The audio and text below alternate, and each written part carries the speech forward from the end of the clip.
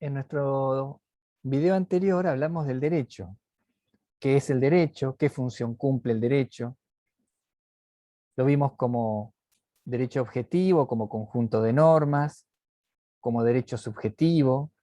Analizamos las ramas del derecho. Y hoy nos toca visualizar cuáles son las fuentes del derecho.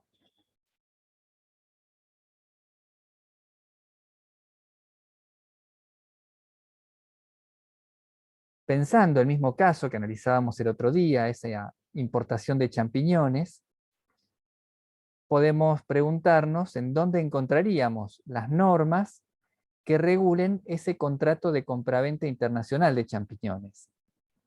Analizamos este caso, una importación de productos provenientes de China. Pensamos que hay tratados internacionales que podrían ser aplicados, usos, prácticas, costumbres que se observan regularmente en ese tipo de contratos, normas del Código Civil y Comercial. En fin, ¿qué normas deben aplicarse para resolver esa controversia suscitada en un contrato de compraventa de champiñones?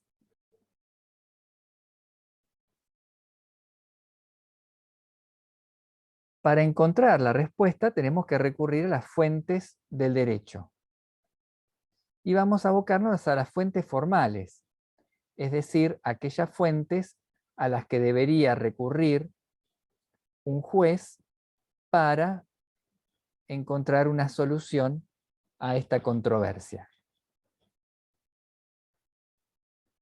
Y son fuentes formales del derecho la ley, la costumbre, la jurisprudencia y la doctrina. En su artículo primero, el Código Civil y Comercial nos habla de dos tipos de fuentes. La principal fuente es la ley.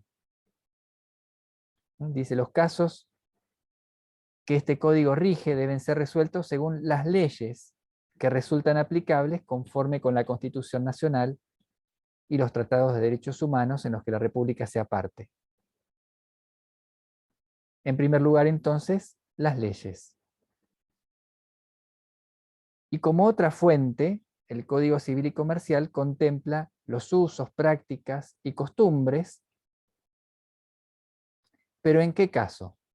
Cuando sean vinculantes porque haya leyes que refieran a esas costumbres, o porque los interesados, por ejemplo, las partes de un contrato, se refieran a ellos. Fuera de esos casos, de referencia legal o por la voluntad de las partes, los usos, prácticas y costumbres son aplicables solamente para situaciones no reguladas legalmente. Tienen una función subsidiaria a las leyes. Vamos a empezar hablando de la primera y principal fuente de derecho, que es la ley. Para hablar de la ley podemos hablar en dos sentidos. En un sentido amplio, decimos que la ley es la regla social obligatoria emanada de una autoridad competente. Así entran dentro de la concepción de ley, desde la Constitución Nacional a los decretos y ordenanzas, a los decretos del Poder Ejecutivo o las ordenanzas municipales. Todos ellos, en un sentido amplio, son considerados ley. Y en un sentido más estricto, en un sentido formal, solamente sería ley la disposición sancionada por el Poder Legislativo, de acuerdo con el mecanismo constitucional. Hablamos de leyes cuando provienen del Poder Legislativo. Desde esta concepción, ya no serían considerados leyes ni los decretos del Poder Ejecutivo, ni las ordenanzas municipales, por ejemplo. Es una visión más restringida, más específica de lo que hablamos cuando hablamos de ley. ¿Cuáles son las características de la ley? En primer lugar, fíjense que acá encontramos en el artículo 4 del Código Civil y Comercial una de sus principales características, su obligatoriedad. Y en la misma norma encontramos otra característica que es su generalidad, porque son obligatorias para todos. Y cuando hablamos de todos los que habitan el territorio de la República, ya sean ciudadanos, extranjeros que habiten en la República, residentes, domiciliados o aún transeúntes, es decir, personas que están de paso por el país.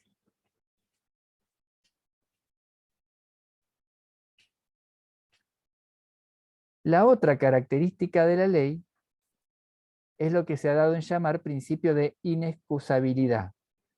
Es decir, que nadie puede alegar la ignorancia de las leyes, su desconocimiento, para excusarse del cumplimiento. Si paso el semáforo en rojo, no puedo alegar que desconocía que tras traspasar el semáforo en rojo está penado por la ley. Entonces, características de la ley, su generalidad, se dictan con carácter general para todos y no en relación a ciertas personas en particular. Otra característica, como dijimos, es su obligatoriedad, y para asegurar su cumplimiento se aplican sanciones cuando son transgredidas. Y finalmente, que emanan de autoridad competente. Estas son las características de la ley. Según la obligatoriedad, se habla de tipos de leyes. Algunas leyes son supletorias, porque las partes, de común acuerdo, pueden modificar lo que impone la ley o aún dejarla sin efecto.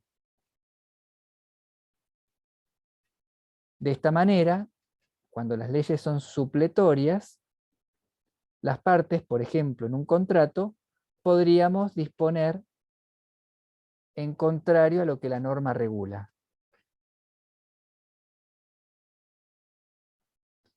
Por otro lado, hay normas imperativas. Se imponen a la voluntad de las partes. Y en consecuencia, las partes no podríamos disponer lo contrario a lo que dicen las normas. Y más específicas son las normas de policía o de aplicación inmediata, propias del derecho internacional privado. Estas normas implican que se van a aplicar a situaciones jurídicas que debieran ser reguladas por un derecho extranjero, pero que por alguna razón el legislador determina que no se rijan por el derecho extranjero, sino por el derecho local.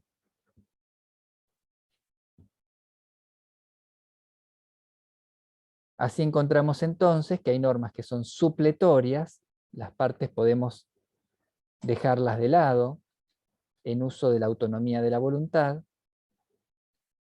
otras normas que son imperativas y limitan la autonomía de la voluntad de las partes, y otras normas de policía aparecen como un límite a la aplicación de un derecho extranjero.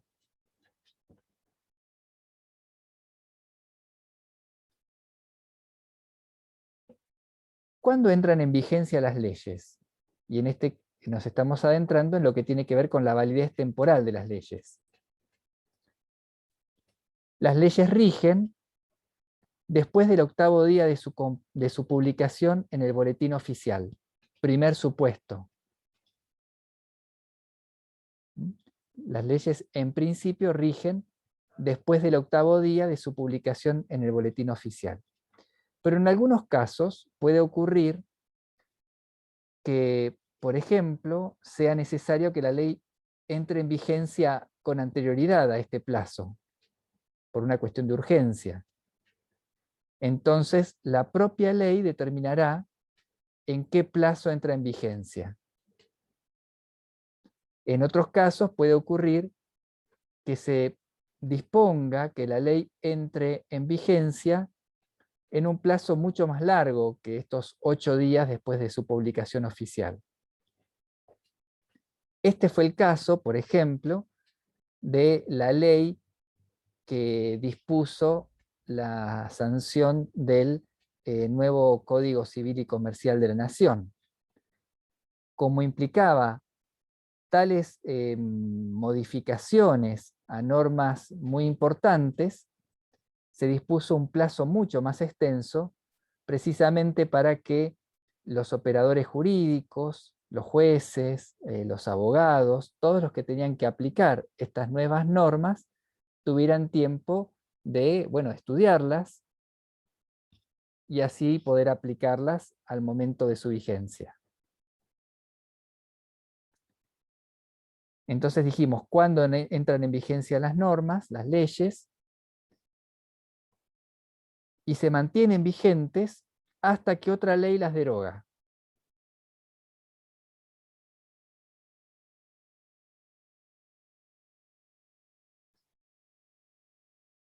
¿Qué pasa con, qué situaciones regula una nueva ley? Una ley que entra en vigencia hoy, por ejemplo. Bueno, una ley que entra en vigencia hoy va a regular las consecuencias jurídicas de relaciones y situaciones jurídicas existentes. Por ejemplo, cuando entró en vigencia la ley del divorcio vincular, estamos hablando del año 1987, ¿no? Cuando entró en vigencia la ley de divorcio vincular, no solamente permitió la disolución del vínculo matrimonial a los matrimonios que se celebraran a partir de su entrada en vigencia, sino también la disolución de los matrimonios existentes antes de su vigencia, matrimonios que se habían celebrado con anterioridad a su entrada en vigencia. Entonces la ley se aplica a las consecuencias de relaciones y situaciones jurídicas existentes. Pero un principio importante es que, decimos, en principio las leyes no tienen efecto retroactivo, es decir, no se aplican retroactivamente.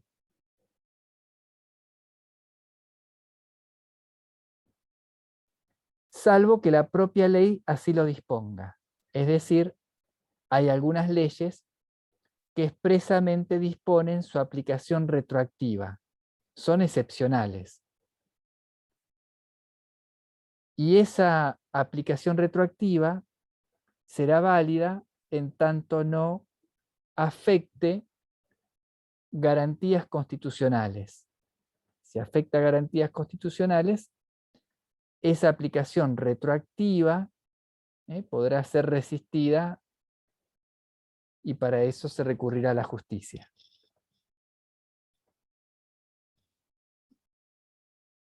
Las nuevas leyes supletorias, recuerden que hablábamos de leyes imperativas y de leyes supletorias, es decir, que las partes podíamos dejar de lado por voluntad de partes. Esas leyes supletorias no se aplican a los contratos que ya están en curso de ejecución, contratos celebrados e iniciada su ejecución antes de la vigencia de esta nueva ley supletoria. Salvo que esas normas supletorias rijan la materia de derecho del consumidor y resulten más favorables a los consumidores.